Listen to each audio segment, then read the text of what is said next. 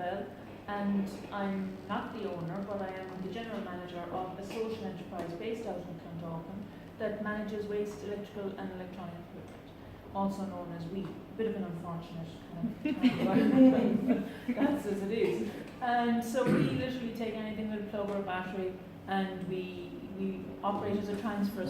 We operate as a transfer station, which is, I suppose, waste parlance for a kind of a catch-all depot for anything with a plug or a battery. And I suppose our objective is to create employment. Our objective was never waste management or to be the best at what we do. That's grown as we've developed, and we're there since 2002. But at the moment we have 18 people who were long-term unemployed, and may have other issues as well. But long-term unemployed is one of the biggest issues out in Clondalkin. What do these people do? Do they then actually, is it separate then into different groups of? Some of them do. We actually,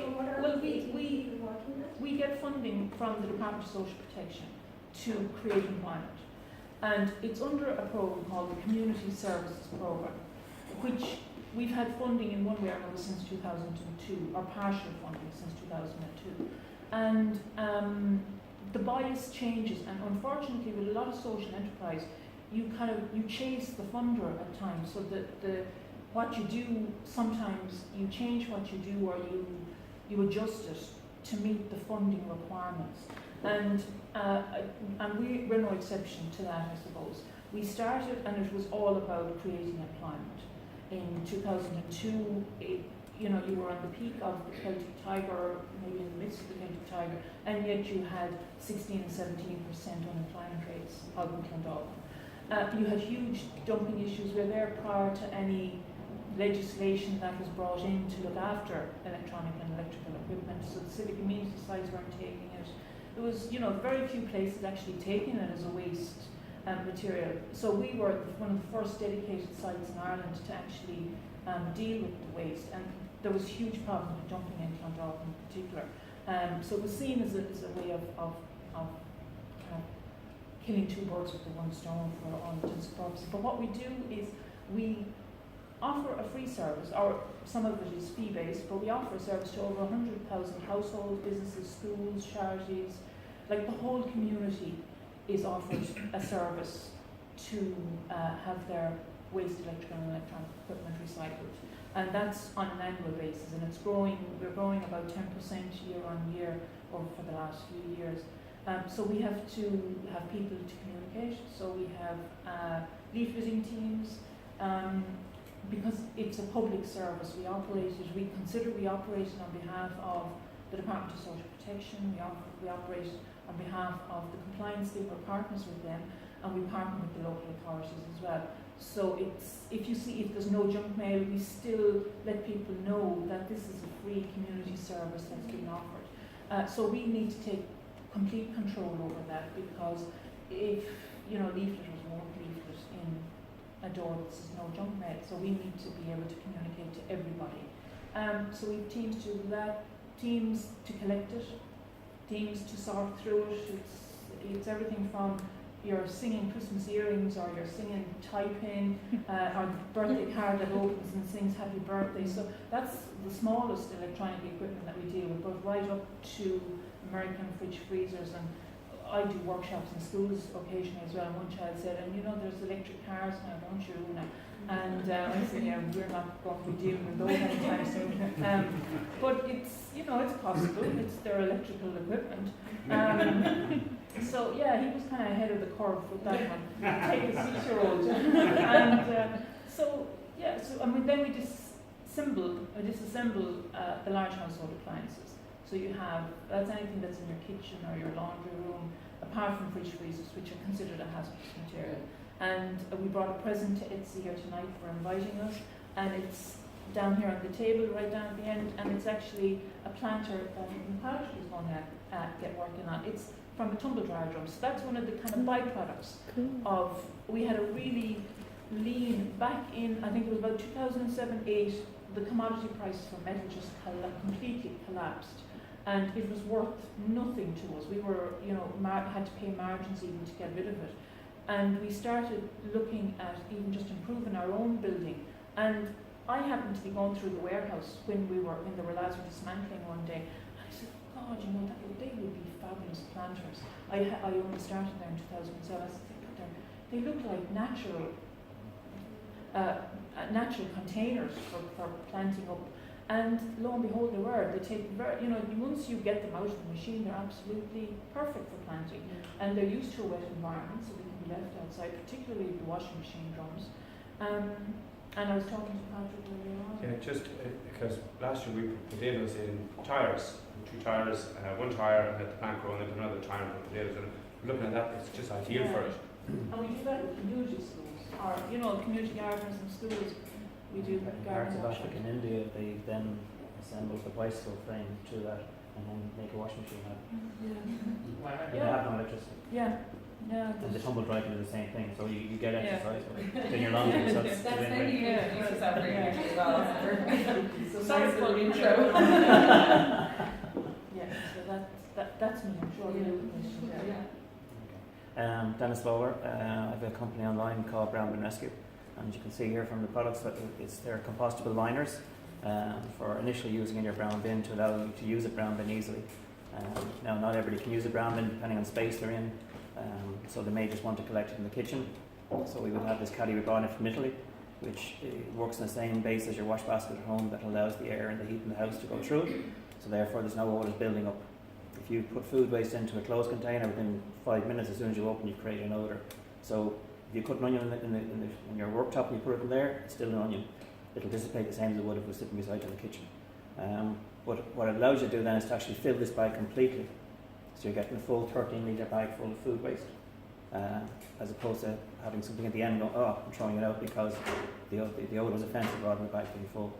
So the idea was that people were going to supermarkets, and I think it's probably more the husband more than the wife, and we could ring back and go, is it the roll with the green stripe or is it the one with the red stripe? I don't even know what you're looking at. What supermarket are you in, right? So the idea was, you put our brown bin out, you put it every second week, so you need 26 liners for the year. So on the one we do from a company called Green Sacks, 9 rolls of 27 liners, so a year supply would be 9 rolls.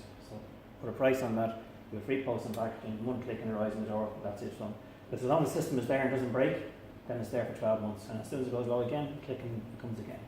And very what we find is that people come first looking for information, because you have a lot of information inside, especially for children in school, when they're doing home exercises on what is a composter, what is an industrial composter, what is an AD plant. It's an anaerobic digester that takes food waste in, and instead of trying to get rid of the smell, actually creates methane, and that methane goes into an engine, creates electricity, and fed back into the grid. So the end product then, like the food waste, then becomes a biofluid, which is pasteurised and goes back in the land. It's 100% recycled. So these are sort of information that people would spend all night trying to find if they went home to put it all on one site. So we find teachers would use it a lot because they're trying to give instructions on a day, and they'll actually have it live. We've been told that they'd use the site live. So the idea was to try and give as much information as possible, make it as easy as possible, and then people will always say, but there's a cost to these things. Yeah, there's a cost to them. But if your refuse cost reduces because of using it, well then there's a comparability between the two. So my association with Etsy is that originally I was just doing domestic, and that was gone okay, looking forward to pay by weight, which unfortunately got scuppered with water charges. The reality is that the Department of Environment buried pay by weight because somebody forgot to tell them that the green bin is paid for by industry. Repack Ireland brought in the green bin, not the refuse companies, not the food councils. So 2/3 of what's in your green bin is paid for by industry in the country. And somebody then realised, do you know what? If we get caught trying to charge households a second time for something that's already paid for, they'll nail us. We're already trying to get out of the water charge, so they scrap it, just put it away, get rid of it. And that's what happened. So Dennis knocked the down and go over the last 12 months and God knows how long more. But the idea behind pay by weight was that if you're getting into your brown bin, you're using all these things to make it easy for you, well then the cost per weight as the cost per lift makes it worth your while. And you're not holding on to the food waste. So where if you're going to pay by lift, it's only this week or two. By the time it gets to the end, it's absolutely rancid. It's of actually no use to the composting centre who receives it. Everybody's losing on this. So by paying by weight, you might as well put it every time, because it's only by the weight that's going out. But I was saying the reason on Etsy was that I was starting to get into commercial side, which I wasn't initially. And I got this frantic phone call one day, do you do 60-litre bags? And I go, yeah, I'm sick and tired running to the shop trying to find the damn things. And I said, that was the whole principle we set up. And she goes, you start supplying us, and that's how the whole relationship came, and that's what kept it sense. But there's not many companies do what you do. It's not the norm, because unfortunately food and waste generally don't seem to be separated in their mindset, and they just see it as something that just has to be got rid of. But they're now, from their accountants and the companies, starting to say, listen lads, this is a heavy hit on our balance sheet. You know, it's something we really have to address, because we can haggle with suppliers, we can haggle with this, but this thing has got a set fee, and we really got to start looking at where this is going from. And then there's such a huge pressure now coming from the EU for landfills. Just a quick figure, in 2012, because we were running out of landfill space, the government of the day ran to the EU and said, listen lads, we don't have enough landfill space, give us some kind of break in. And we went, okay, fair enough. We'll allow you to export your mixed waste. Mixed waste means everything goes into a black bag and out the front door, that's mixed waste. And they gave it this wonderful term called minimally treated. Minimally treated means it's wrapped in plastic like a bale of hay would be down the farms in the country. So we got this new term of minimally treated mixed waste. And in 2012 we had exported to Germany and Sweden 30,000 tonnes. In 2014 we had exported 500,000 tonnes. And 16 was the same and rising. Now they say pool bag is going to address the thing, it's going to be silver bullet. It's not, because the issue is it's now being seen as well. We simply get rid of the mixed waste down to Rings End. The poor people in Rings End are getting this thing poured on top of them, and the rest of the country's waste for that matter. So the separation of food, and it has to be looked upon that even though it's a waste product, it's still food. It's not a waste that can't be dealt with. And unfortunately, when it goes in with general waste, it contaminates to a point that it can't be recovered. So then the only place it can go is for incineration. But Sweden is going to go and give us all your waste, lads. But we're dependent on their excess capacity. And this happened 4 times last year where there wasn't enough excess capacity. And the national landfill called Dublin Head, which is down in Offaly, had to be officially opened 4 times last year to accommodate the waste we couldn't get rid of because we've nowhere to put it. So that's where I come. If I don't mind, if I could get those figures just for because it's actual export of mixed waste. Yeah, but it's all mixed waste that they're exporting. I just have it right. So, and it was 500. 2012 we had 30,000 tonnes, and in 2002 we had 500,000 tonnes, and rising. And from an energy point of view, a video on the site, the engineer in Sweden says for every 3 tonne of that mixed waste that's exported out of Ireland in the UK, it's equivalent to 1 tonne of oil and energy. So we moan about what goes out of Rockall, and we don't care what goes out. And the other thing was, it was exported from Dublin port. They started bringing in these cruise ships. The odour was getting a little bit offensive, so the captain of the dock had it moved from the extra dock. So it's not done from Dublin anymore, it's somewhere we can't see it. So Galway and Dundalk are the 2 export points. And that's the thing, I think it's this like, there's an element of get rid of it, don't very have it. esoteric, for people to navigate. I'm sure like if that information was readily available, I mean it is available, but well, it's on Dublin City Council's like, site. bite size, or I can't think of the term. There is that general kind of vagueness around all of that, like where it leads, and you put out your green bin and feel really good about yourself, and kind of then what happens. And it's fundamentally like compared to the other offices that we look at, like that we think about for this, the waste management offerings in Ireland are so make it so easy to be virtually zero landfill, like zero mixed general waste, and that it's kind of infuriating. And it's all the sum of small little behaviour changes that go along the way. You're talking about cost being a driver for people clicking on the year supply, but I would argue that there's a convenience to that surpasses cost, that people would really pay more for that offering because they know it's one thing I have to do a year versus having that conversation. And it's not part of your supermarket bill. Exactly. You've got 1,000 other things going on in your head. Yeah. This is not part of it. It's not something to make repeatedly. You're sitting at home and you're going to go, listen, what do you do with this? Yeah. I just wanted to ask you about it being recycling as a social enterprise and kind of why that's important in the grand scheme of kind of waste, and what are the more promising, innovative solutions that you've seen to come out of your interaction with recycling to date?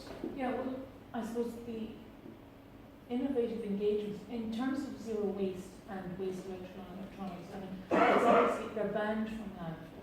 there, you see the little brown bin sign with links going through it on every appliance and every packet of batteries at the minute. So there, you know, the WE compliance scheme and the Department of Environment has been really proactive because of the value, and that's, I suppose, where the point is. It's value driven. There's more value in recycled electrical appliances and recycled electronics than there is possibly in recycled tea bags. It's more accessible, shall we say, because you can go to the metal merchants and you can actually get a price for your metal. You know the metal is going to be smelted, and you know it's a value. There's a value chain that's very obvious and very visible with electronics and particularly electrical appliances. In terms of innovation, there's not a whole lot of innovation. When it becomes waste, waste is defined by the end user. So when Etsy decides that the printers are no longer of use to me, it's you decide that it's waste. Yeah. And at that stage then, with electronics and electricals, it's only somebody who is compliant in waste legislation and has collection permits and is registered with the EPA or registered with the local authority that can actually manage that waste.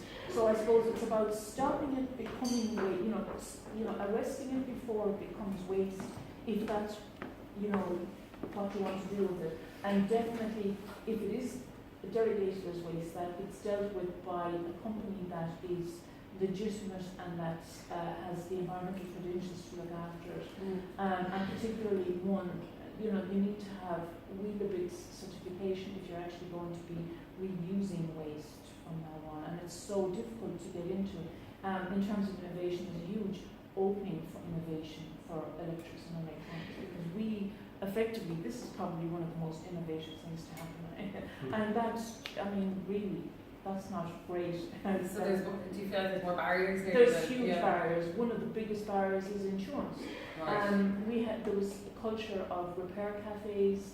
About 6-7 years ago, there was a really kind of, it got a bit of traction, and the whole thing was completely scuppered because the local authorities couldn't give the insurance, or were concerned that the insurance cover wouldn't be adequate, and it was very difficult to get insurance. In the waste industry, our insurance cost is the single biggest increases we've sustained in the last 5 years. It's almost 50% year on year.